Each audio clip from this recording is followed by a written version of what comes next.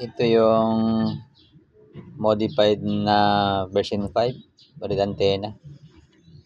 So hindi maganda yung graphs ng phase angle niya. Ayun. So tuning pa naman tayo ngayon titingnan natin.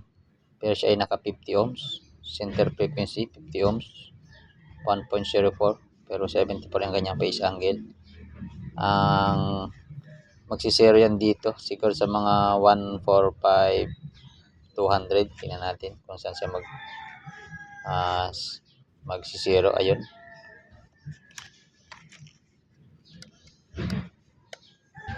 sobra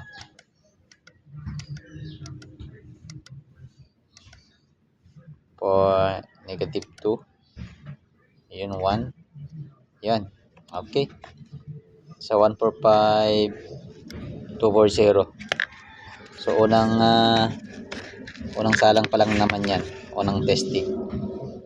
Ito ay version 5 na modified. Ang radials nito ay 90 degrees. Yung diretso na, hindi yung paibaba na 30 or 40 or 45. Ayun.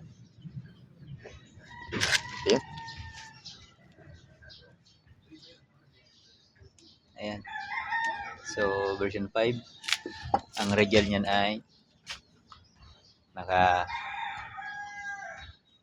diretso na.